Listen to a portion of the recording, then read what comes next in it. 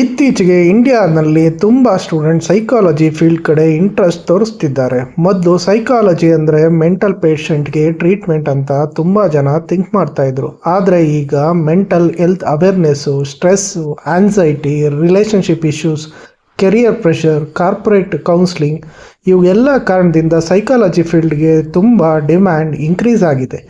ಈ course medical field ಮಾತ್ರ ಅಲ್ಲ, education, corporation companies, hospital, sports, research, counselling, HR ಎಲ್ಲ ಕಡೆ ಸೈಕಾಲಜಿ ಪ್ರೊಫೆಷನಲ್ಸ್ ಬೇಕಾಗಿದ್ದಾರೆ. ಫಸ್ಟ್, ಸೈಕಾಲಜಿ ಅಂದರೆ human mind and behaviour study ಅಂತ. ಒಬ್ಬ ವ್ಯಕ್ತಿ ಹೇಗೆ ಥಿಂಕ್ ಮಾಡ್ತಾನೆ, ಹೇಗೆ ರಿಯಾಕ್ಟ್ ಮಾಡ್ತಾನೆ, ಹೇಗೆ ಸ್ಟ್ರೆಸ್ ಆಗ್ತಾನೆ, ಎಮೋಷನ್ಸ್ ಹೇಗೆ ವರ್ಕ್ ಆಗುತ್ತೆ, ಇವುಗಳ ಸೈಂಟಿಫಿಕ್ ವೇನಲ್ಲಿ ಸ್ಟಡಿ ಮಾಡೋದಕ್ಕೆ ನಾವು ಸೈಕಾಲಜಿ ಅಂತ ಕರಿತೀವಿ. ನೀವೇನಾದರೂ ಸೈಕಾಲಜಿ ಓದಬೇಕಂದ್ರೆ MBBS ಓದೋ ಅವಶ್ಯಕತೆ ಇಲ್ಲ.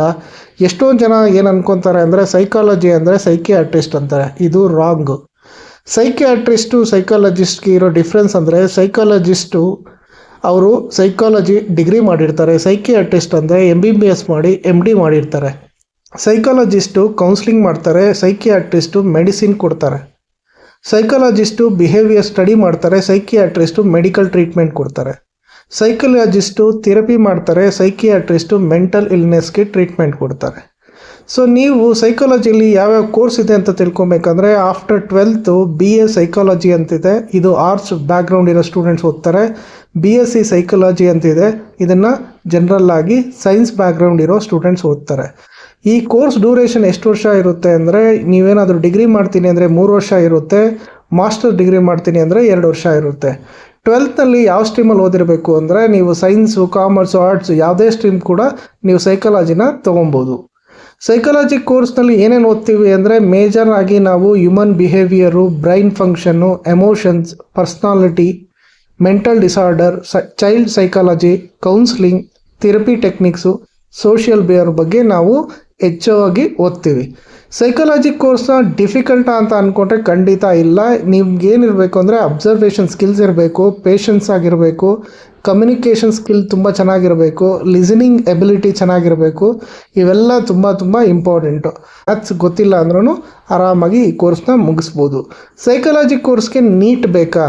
ಖಂಡಿತ ಬೇಕಾಗಿಲ್ಲ. ಸೈಕಾಲಜಿ ಅಡ್ಮಿಷನ್ನು ಮೋಸ್ಟ್ಲಿ ನಿಮಗೆ ಮೆರಿಟ್ ಬೇಸಲ್ಲಿ ಡೈರೆಕ್ಟಾಗಿ ಕಾಲೇಜಲ್ಲಿ ಎಂಟ್ರೆನ್ಸ್ ಇಟ್ಕೊತಾರೆ, ಅಲ್ಲಿ ಕಾಲೇಜ್ ಎಂಟ್ರೆನ್ಸಲ್ಲಿ ಸೀಟ್ ತೊಗೊಬೋದು. ಇಲ್ಲ ಅಂದರೆ ಕಾಮನ್ ಯೂನಿವರ್ಸಿಟಿ ಎಂಟ್ರೆನ್ಸ್ ಎಕ್ಸಾಮ್ ಅಂತ ಇರುತ್ತೆ, ಅದ್ರ ಮುಖಾಂತರ ನೀವು ಸೀಟ್ ತೊಗೊಬೋದು. ಇಂಡಿಯಾನಲ್ಲಿ ಇರೋ ಬೆಸ್ಟ್ ಸೈಕಾಲಜಿಕಲ್ ಕಾಲೇಜುಗಳು ಅಂದರೆ ಕ್ರೈಸ್ಟ್ ಯೂನಿವರ್ಸಿಟಿ ಇದೆ, Jain university, Mount Carmel college, university of Delhi, Tata institute of social science, ಇವೆಲ್ಲ ಬೆಸ್ಟ್ ಇರೋ ಕಾಲೇಜಸಲ್ಲಿ. ಇನ್ನೂ ತುಂಬ ಕಾಲೇಜಸ್ ಇದೆ.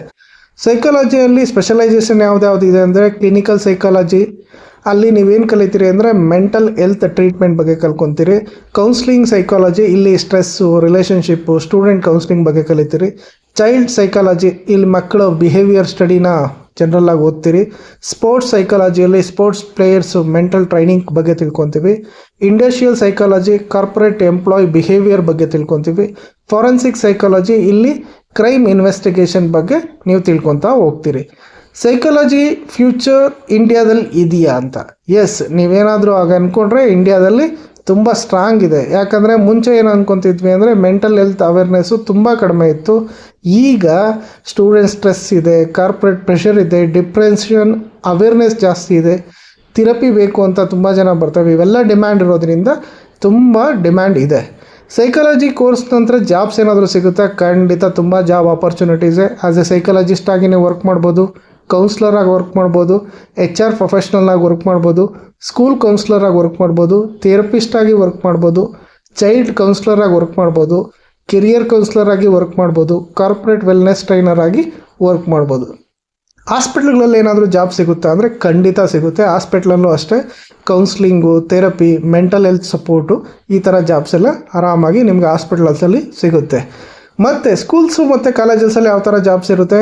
ಈಗ ಎಲ್ಲ ಸ್ಕೂಲಲ್ಲೂ ಏನು ಮಾಡ್ತಿದ್ದಾರೆ, ಒಬ್ಬೊಬ್ಬ ಸೈಕಾಲಜಿಸ್ಟ್ ಅಪಾಯಿಂಟ್ ಮಾಡ್ಕೊತಿದ್ದಾರೆ. ಅಲ್ಲಿ ಸ್ಟೂಡೆಂಟ್ ಕೌನ್ಸ್ಲರ್ ಆಗಿ, ಮೆಂಟಲ್ ವೆಲ್ನೆಸ್ ಮೆಂಟರ್ ಆಗಿ ನಿಮಗೆ ತುಂಬ ಡಿಮ್ಯಾಂಡ್ ಇದೆ. ಸೊ ಕಾರ್ಪೊರೇಟ್ ಕಂಪ್ನಿನಲ್ಲೂ ಅದೇ ಥರ ತುಂಬ ಸ್ಕೋಪ್ ಇದೆ. ಅಲ್ಲಿ ಮೆನಿ ಕಂಪ್ನೀಸ್ ಏನು ಮಾಡ್ತಾರೆ, ಎಂಪ್ಲಾಯೀಸ್ನ ವೆಲ್ನೆಸ್ ಎಕ್ಸ್ಪರ್ಟ್ಸ್ ಅಂತೇಳಿ ಬಿಹೇವಿಯರ್ ಟ್ರೈನಿಂಗ್ ಆಗಿ HR ಸೈಕಾಲಜಿಸ್ಟ್ ಆಗಿ ತುಂಬ ಜನನ ಹೈರ್ ಮಾಡ್ಕೊತಾರೆ.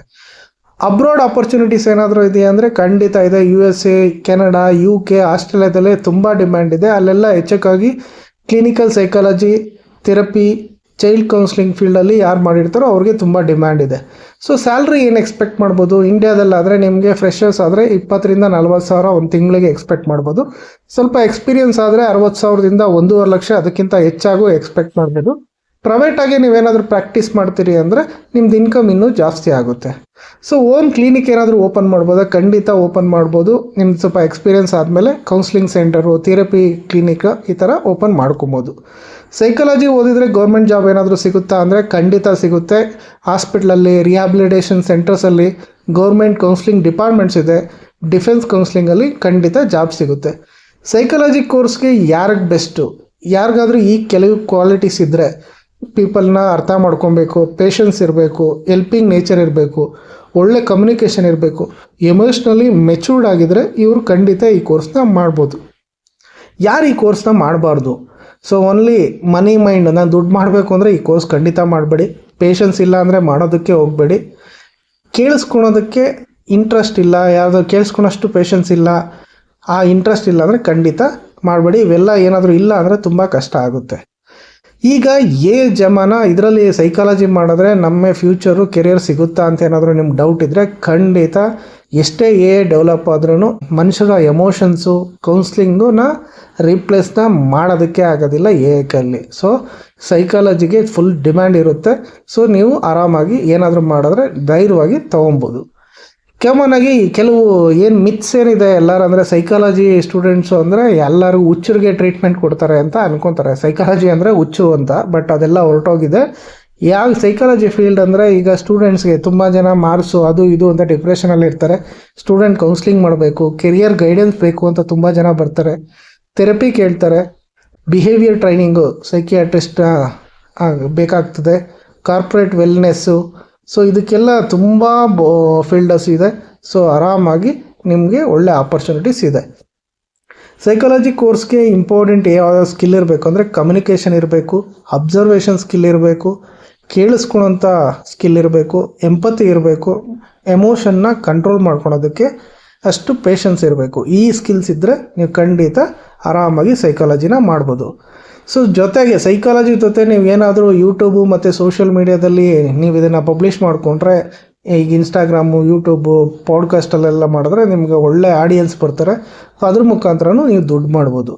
ಸೈಕಾಲಜಿ ಕೋರ್ಸ್ಗೆ ಎಷ್ಟು ಫೀಸ್ ಆಗುತ್ತೆ ಅಂದರೆ, ನೀವು ಗೌರ್ಮೆಂಟ್ ಕಾಲೇಜಿಗೆ ಸೇರ್ತೀರಿ ಅಂದರೆ 15,000 ರಿಂದ 50,000 ತನಕ ಆಗುತ್ತೆ. ಪ್ರೈವೇಟ್ ಕಾಲೇಜಸಲ್ಲಾದರೆ 70,000 ದಿಂದ 3 ಲಕ್ಷಕ್ಕೆ ಒಂದು ವರ್ಷಕ್ಕೆ ಆಗ್ಬೋದು. ಇನ್ನೂ ಸ್ವಲ್ಪ ಹೆಚ್ಚು ಕಮ್ಮಿ ಆಗ್ಬೋದು.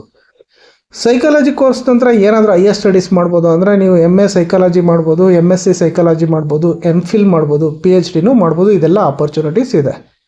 ಸೊ ಪೇರೆಂಟ್ಸ್ಗೆ ಏನಾದರೂ ಅಡ್ವೈಸ್ ಕೊಡಬೇಕಂದ್ರೆ, ನೀವು ಇದೇನು ವೀಕ್ ಕೋರ್ಸ್ ಏನಲ್ಲ, ನೀವೇನಾದರೂ ಇಂಜಿನಿಯರಿಂಗೇ ದೊಡ್ಡದು, MBBS ದೊಡ್ಡದು ಅಂತ ಏನೋ ಥಿಂಕ್ ಮಾಡ್ಕೊಬೇಡಿ. ಫ್ಯೂಚರು ಮೆಂಟಲ್ ಹೆಲ್ತ್ ಇಂಡಸ್ಟ್ರಿ ಇಂಡಿಯಾದಲ್ಲಿ ರ್ಯಾಪಿಡಾಗಿ ಗ್ರೋತ್ ಇದೆ. ಸೊ ನಿಮ್ಮ ಮಕ್ಕಳಿಗೆ ಏನಾದರೂ ಬೇರೆ ಇಂಜಿನಿಯರಿಂಗ್ ಬಿಟ್ಟು ಬೇರೆ ಏನಾದರೂ ಕೋರ್ಸ್ ಮಾಡ್ತಿರೋ ಇದು ಒಳ್ಳೆ ಆಪರ್ಚುನಿಟಿ, ನೀವು ಸೇರಿಸ್ಬೋದು. ಫೈನಲಾಗಿ ಏನು ಕನ್ಕ್ಲೂಡ್ ಮಾಡ್ತೀನಿ ಅಂದರೆ, ಸೈಕಾಲಜಿ ಫ್ಯೂಚರ್ ಗ್ರೋತ್ ಫೀಲ್ಡು, ಅಬ್ರಾಡಲ್ಲೂ ಆಪರ್ಚುನಿಟೀಸ್ ಇದೆ, ಕಾರ್ಪೊರೇಟಲ್ಲಿ ತುಂಬ ಡಿಮ್ಯಾಂಡ್ ಇದೆ, ಹ್ಯೂಮನ್ ಸೆಂಟರ್ಡ್ ಕೆರಿಯರ್ ಇದು, ರೆಸ್ಪೆಕ್ಟ್ಫುಲ್ ಪ್ರೊಫೆಷನ್ನು. ಸೊ ಸ್ಟೂಡೆಂಟ್ಸ್ಗೆ ಹೆಲ್ಪಿಂಗ್ ನೇಚರ್ ಇದ್ದರೆ this can become a meaningful and successful career. So ನಿಮಗೇನಾದರೂ ಈ ವಿಡಿಯೋ ಇಷ್ಟ ಆಗಿದರೆ ಪ್ಲೀಸ್ ಲೈಕ್ ಮಾಡಿ. ನಿಮ್ಗೇನಾದರೂ ಡೌಟ್ಸ್ ಇದ್ದರೆ, ಇನ್ನೂ ಏನಾದರೂ ಹೆಚ್ಚಿನ ಮಾಹಿತಿ ಬೇಕಾದರೆ ಪ್ಲೀಸ್ ಕಮೆಂಟ್ ಮಾಡಿ. ಖಂಡಿತ ನಾನು ರೆಸ್ಪಾಂಡ್ ಮಾಡ್ತೀನಿ. Thank you.